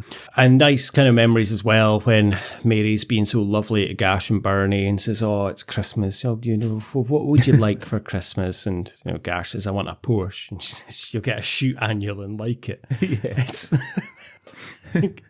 no way in a minus they getting a present at Christmas. I never was really into, it wasn't until later that I was into kind of shoot and match, but I never had a shoot annual, I don't think. Yeah, I had a couple of shoot annuals over the years, those are the sort of presents you got from maybe like parents' friends who didn't know you all that well, you know what I mean? Just buy. I'd always seem to end up with one or two spare Beano books that year, or sometimes I would get like a topper or a beezer, which was quite good because I knew I would always get the Beano and the Dandy off my dad. But, you know, like the beezer, the topper, etc., they weren't guaranteed. So it was cool if somebody flung me one of those ones, but occasionally I would get a shoot. Because I think the shoot had the Roy the Rovers strip in it, didn't it? I think at one point. I think it did, yeah. I quite liked Roy the Rovers because Roy the Rovers, I think it was in like stuff like the Victor or the Hotspur and stuff, and it kind of moved across the DC Thompson book before it ended up in Shoot, which I guess was a sort of natural home for it. Yeah, I prefer Billy the Fish myself. Yes, just going to say, I like Billy the Fish was good as well. The other part that made me really laugh in this was the Chekhov's gun, which is, of course, something that's mentioned early on, and then you get the payoff later. Yeah. And, of course, it was Dodie's red cycling shorts. Yeah. And now I can imagine Alex Norton in Hadat wearing red cycling shorts at the end when he's reunited with Lulu. Just says, I said, see me. I mean, see, that always makes me laugh. And people don't do that much in Glasgow anymore. But when I hear people say it, if I'm like in the street and I overhear somebody, see me, I said, no, I'm not buying anybody any presents, but if you want to get me something, I'll take a pair of really red cycling shorts with the Gallus wee badge on the side. I'll wrap them up so a day. It's beautiful. Absolutely perfect. And then the payoff later, I burst out laughing when Rab's being carted away in the police car and he's just there with his red cycling shorts on, showing them off. Andra in the two ways as well is eating a packet of Tudor crisps. Remember them? Do you know, the funny thing about that is because of the sort of stuff I like to look at on Instagram, there's a site called it's got the word 80s or 70s in it or something, and it played one of the old adverts for Tudor crisps, which were always set in Newcastle. Tudor crisps. And it's the one with the paper boy where he's delivering his papers on his bike and he bribes a wee boy with a packet of Tudor crisps to deliver the paper to the one in the high flat because the lift's broken. Remember that one? Yeah. Remember that? I just watched it this morning. So I did when I was looking on Instagram. Those were the days. Those were the days, eh? Yeah. And as Mary says, of course, Scotland, we are known for mutton pies and heart disease. Fucking, I love a mutton pie. I've not had a mutton pie in fucking years. Yeah, it's been a long time. Lovely so pie supper. Well, it's the second time a pie supper has been mentioned. I know. I'm going to be in Glasgow for 3 days over Christmas, and I'm definitely be paying a visit to the Blue Lagoon at some point for a roll and chips for my lunch, and maybe a pie supper one night for my dinner. And there are so many cameos in this as well, and some of them don't even speak. Like, for example, Gerard Kelly. Yeah. Doesn't say a word. But, of course, Gerard Kelly, being the wonderful actor he was, like, all you need is his facial expressions. Yeah. And it just conveys everything. And his mannerisms. Yeah. And gets everything across. But, like, Ricky Fulton, for example, is like one line and gone. And it's just Jerry Sadowitz is on screen for, like, 3 seconds. And probably the biggest cameo is Peter Capaldi. He does have a good little rant, of course, as this Christian preacher kind of guy. And Rab's getting really involved. And the great line that Rab delivers about how he's talking about Pringle sheep. And, which I was like, fuck, right enough. Pringle would have been huge back then. Yeah. And Capaldi's obviously getting pissed off with him getting involved and basically tells him where to go. John the Neo-Baptist. I don't understand. John the Neo-Baptist. I don't understand why that is cut from the one that is always on. Maybe I don't know what it's to do with, but for some reason it's always cut from whenever it gets uploaded to YouTube, but it is available as a separate clip, which is bizarre. That's strange, fantastic amount of cameos. Even Jonathan Watson has like one line in this, and it's just they've just roped in all their friends basically to have like a little bit. Yeah, because it's not even like a funny moment. Like Andy Gray has a good cameo as the DSS guy, and obviously Capaldi has got a good cameo. Viv Thompson doesn't speak. As you say, Ricky Fulton's got a couple of lines. Russell Hunter's got a decent part in it. Ian Cuthbertson's got a decent wee monologue to deliver when he's reading the Rabbi's sentence. He does, yeah. And Mary Riggins as well, as a charity woman, Salvation Army, when Rab's like, what is that about? Is it all about the hymns? But you get the impression that he's genuinely trying to understand. Like, I don't know what this is, but what is it? Is it the hymns? It's quite good in a way.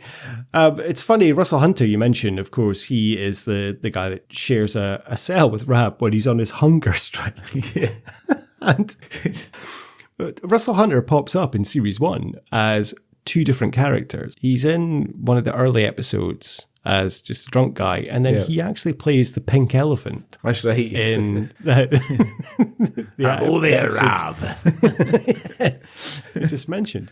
Yeah. When Rab has his hallucination when he's on hunger strike, and he's in the white suit with the black string vest, and he's drinking champagne. It's just sleeves rolled up. It's fucking hilarious that. And just sees this vision of beauty calling to him. But he's like, no, why would you be interested in scum like you? I like him as well when he's on his hunger strike and he's got pictures of food like stuck to his cell wall.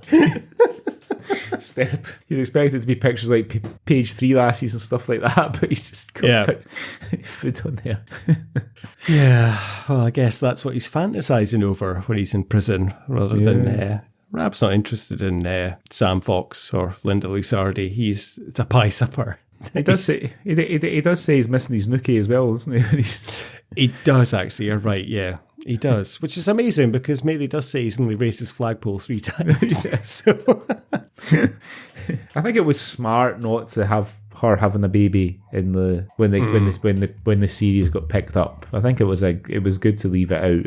I'm not sure how we would have done that, because the whole point is because Mary works and Rab doesn't. You know, that's like one of the big sort of themes of the TV show, is that he's the waster who can't get a job and all that sort of stuff, and she goes out and earns a wee bit of money, and he's always trying to tap her for booze and fags money. Yeah, you're right. And I think it would have added something else, because at least with Gash and Burnie, he can always take them along with him when he's going out doing something. And there was always great subplots at the City of Culture episode, for example. They're stealing all the fucking iron from the gratings and and selling it to scrap. And if you had a baby involved in that, then it's too much of a thing that they always have to have involved and always there. And then then it kind of goes down a murky path of neglect and child abuse. Whereas you know, it's okay if you smacking Burnie with a newspaper and stuff, but with a baby you have to have a very different tone. And of course Rab, I think, with a baby would be a wonderful kind of father, but well, maybe not wonderful, but you know what I mean. Like it would take that element out. So I think you're right. It's a very smart decision that they didn't continue with that and have that in. And Eric Cullen is good because obviously he's playing a lot younger than he was in actuality. You know what I mean? Because his condition, you know, he was wee and everything, and so that, you know, the character of Burnie that he sort of creates is, you know, he's not exactly a mini version of Rab, and as much as he resembles him a wee bit with his headband and everything else and stuff. But there's enough of a commonality there for it to be his son, but there's also this, you know, like of the two sons, like I like Andrew Fairley as Gash, but I think Burnie's the more compelling character. Like, you know, Gash kind of in the series, he sort of becomes a bit of a straight man to Burnie's, you know, a bit of an Ernie Wise to Burnie's Eric Morecambe. Yeah, Gash is more of kind of becomes like the art student, daydreamer, wants to go on to bigger and better things. Burnie is always the one that comes out with a quick quip and always comes out with a killer line that you just can't help but laugh at. And it's funny because it's coming from him, you know, because he's, as you say, he's a lot older than he's playing. You're meant to believe he's a child. It's it's a bit like the Crankies in a way, I suppose. I suppose well, not quite as disconcerting as the Crankies. Jeanette Cranky was nearly playing Lulu's part in Hodbat, so she was, but I thought she was probably too old. Yeah, possibly. I did think, were you going for I was going for a sort of a kind of Sturgeon-alike, but more. Yeah, it's exactly why I thought you picked Lulu, because she has a little bit of a Nicholas Sturgeon about her. A more glamorous. A kind of glamorous sturgeon. So at the end, Rab's obviously had enough with Christmas because he doesn't get his Christmas dinner because he hates Christmas, and he ends up just getting arrested again so he can get some of that peace and quiet, and gets carted off to jail. But kind of forgives Jamsie in the end, but not really. Yeah. And that's where it ends. He's back off, hanging out the police car, flicking the V's, and off to prison. Then we'll find out what happens to him at the beginning of Series 1, which we've already covered in the podcast if you have a look back on your episodes. Yeah, and they sort of resist the urge to have things kind of turn out, you know, like there's a moment on Christmas Day when they're there and Mary's got her Christmas dinner out for the three of them and he hasn't got a plate. He ends up stealing hers and like planting it on the window well on the camera. Really. You know, there's no sort of redemption for Rab, and he sort of sees the error of his ways and decides to enjoy Christmas. He sticks these guns to the bitter end. And I suppose, I don't know if they knew when they were filming this and making this, if they were going to get picked up for a series, you know, so that, you know, that could have been the last time we saw Rab C, Nesbitt, potentially, if they hadn't made the series. So our last image of him is hanging out a police car giving the V's, which is something quite nice about that, you know. It sort of fits quite nicely. Yeah, it does. Yeah, it's quite a fitting end. You're right. There's not really a resolution. He's still. That's exactly you say though. That is the character of Rab. He sticks to his guns. He has a philosophy. He has a way. He has an opinion, and there's not much gets in the way of him. That's Rab for you. Definitely not. So, shall we put Rab through our penultimate awards of 2024? Let's do it, Greg. Well, we know what's first, don't we? Yeah. So the Bobby the Barman Award for the best pub. It's got to be the Two Ways. Even if there was another pub in the programme, the Two Ways would still win. Love to go for a pint in the Two Ways, without a doubt. Amazing. Next one. So I think this one is quite a tricky one to decide on, but the James Cosmo Award for being in everything Scottish. So many to pick from. Like we didn't even mention Mrs. Capaldi, Elaine Collins. She's got a wee scene in the jail as well, isn't she? Yeah, of course, yeah. Yeah, it's true. There's a lot to choose from, purely because of his placement in the Swally tally, which I know is only stuff we've covered, but it has to be Alex Norton. But it does. Brian Pettifer's in with a hell of a shout as well. Pettifer's there. Just in terms of sort of ubiquitous Scottish actors, there's a case for Russell Hunter and Ian Cuthbertson as well. Yeah.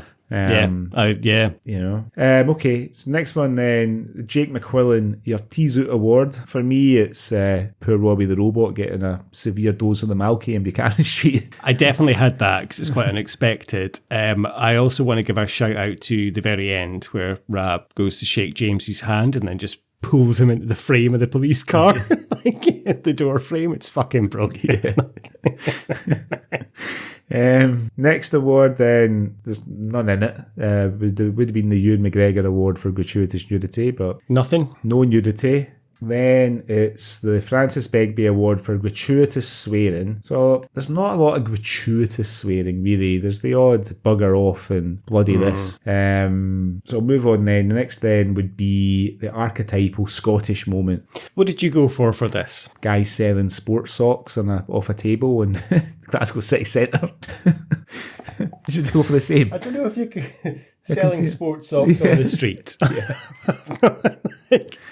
That's exactly what I've got. Selling sports socks at a table. It was either that or it was between the department store Santa, Jamsie, giving a wee plastic kiltie as the gift. But yeah, selling sports socks for me, without a doubt. Yeah. And then last one is our Sean Connery Awards for who wins it. Gregor Fisher. Yeah, without a doubt, it's Gregor Fisher. But there's some great performances in this. You know, Lacey Smith's great.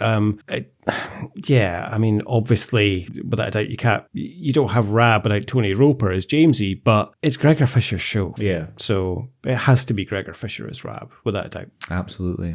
So if you want to go back and watch Rab C Nesbitt's seasonal greet, you can find it on YouTube, and you can find the scene with Peter Capaldi, which has been cut from the version that's on YouTube, but that scene is intact, and you can even see when you watch the show, there's a bit of a sloppy cut when Rab's in City Centre, which is obviously where that scene was originally. So give it a watch. So that was our Christmas episode for 2024, Greg. Rab C Nesbitt's seasonal greet. So on the next episode will be our Hogmanay show, which ironically comes out on Boxing Day. So we're quite early, but it's just the way the calendar works this year. But it's your choice. So why don't you tell us what we're going to be looking at for Hogmanay this year? So some years ago for Hogmanay, we watched a classic Scottish comedy show which used to be broadcast every Hogmanay with Ricky Fulton, Scotch and Rye. Scotch and Rye for a very short time was replaced by a Scottish sketch show